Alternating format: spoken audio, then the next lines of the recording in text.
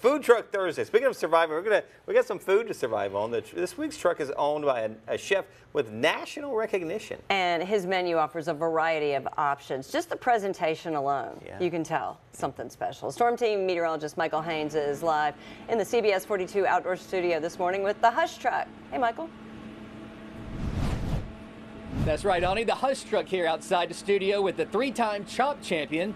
We have a Mark Anthony. You can call that, I guess, a food dynasty. Yes. So let's start by addressing the elephant in the room. You were in New York for 10 years, upstate New York. In New York, how did you wind up down in our parts here in Sweet Home, Alabama?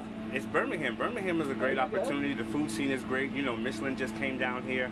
And it's a great food scene, and that's really why we're here, because we're a great food scene. We want to bring a vibe to Birmingham, and it was time for a change. New York is super saturated, and why not Birmingham?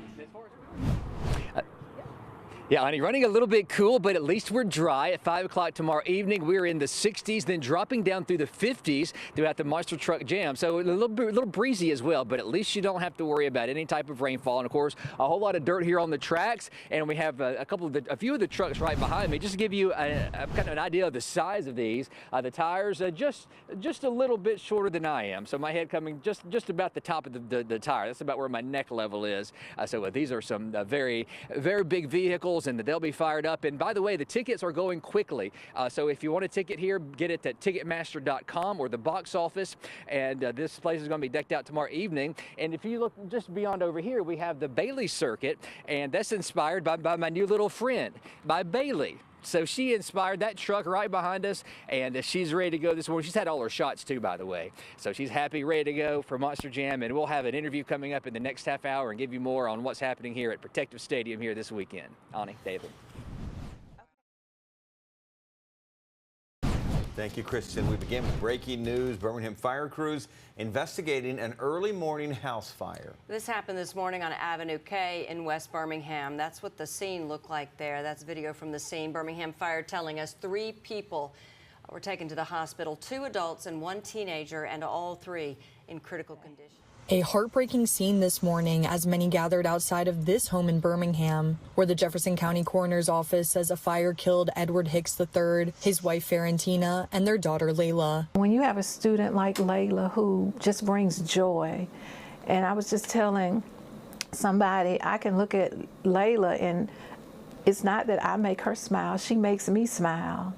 And no matter whether it's in a lunchroom, whether it's in her classroom, in the hall, she was that girl. Ramsey High School principal Dr. Carolyn Russell Walker says that joy came from who Layla was surrounded by at home. Her dad was just calm.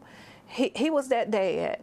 But her mom, and I can see where she got that energy from, because she knew she was loved.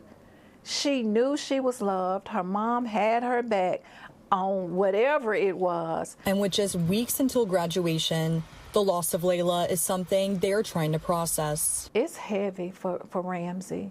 It is definitely heavy for Ramsey, and the other 185 seniors are going to have to carry this as one of their high school memories. That makes it even more heavier.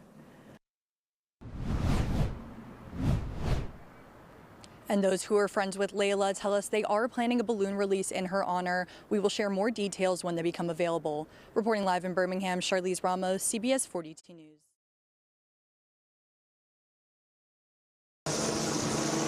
Taking a flight with the Children's Critical Care Transport Team is one of the best assignments I've ever had. It's awesome.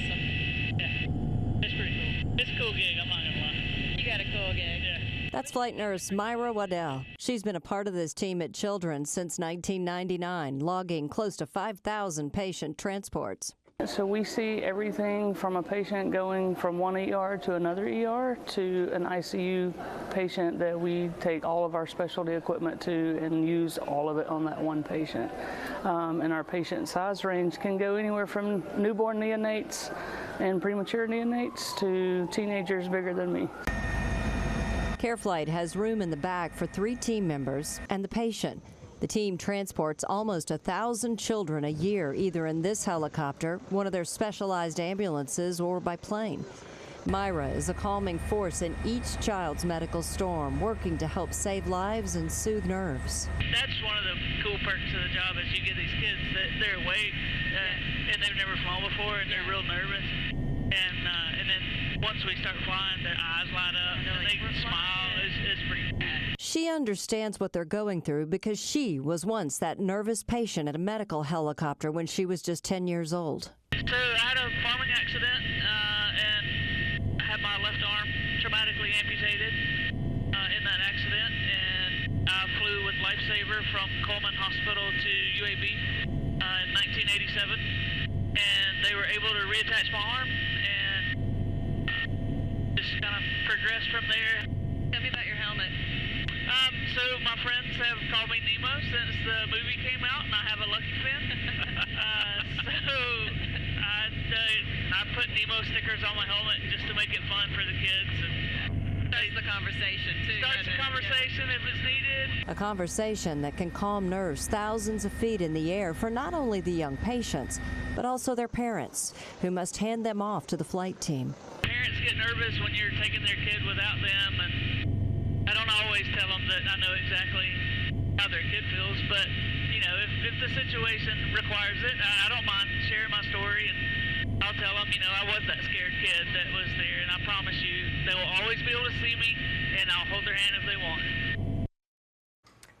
Aren't you thankful for people like that in this world? No kidding. Boylan and Bragin will benefit the Critical Care Transport Program.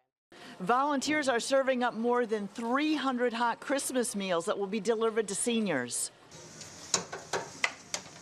Volunteering on Christmas Day so Meals on Wheels volunteers can take the holiday off has become a tradition for Leslie Sheik, who says this is personal. She has an elderly father who lives in a part of the state where Meals on Wheels does not exist. It's really emotional for me because I really feel like this is a way that I'm supporting my family who lives a little bit away and needs this kind of love and attention. You know, when you get elderly and you're not with people every day, there's just somebody to say that they care. The turkey, ham, and stuffing she's serving up will be delivered to about 300 homebound seniors. The Jimmy Hale Mission has partnered with United Way for about 25 years, serving up, packing, and delivering hot meals on Thanksgiving and Christmas. Executive Director Perrin Carroll says this is about much more than just food. Well, we always say you have to feed the physical needs of someone, but here it's having someone come to the door and let them know that they're cared about and not forgotten. All right. An army of volunteer drivers showed up for their assigned routes, including Tangerine Underwood and her grandson, Corinthian Richardson, who had 5 stops in Bessemer. We have so much, and I think that we were put on earth to help others, to be our brother's keeper. And you may not be able to reach the many, but you can reach the one. They met 96-year-old Lawrence McAdory, who was waiting on a visit from his children. And enjoy today with your family. Tangerine and her grandson dropped off the meal and a placemat drawn by elementary school kids. How does that make you feel? Feel good. Somebody thinking about me. It touches my heart. I mean, again, it makes me understand and feel grateful. Underwood, who had 5 stops today, says she and her grandson plan to do this again next year. Reporting in Bessemer, I'm Amy Heibels, CBS 42 News.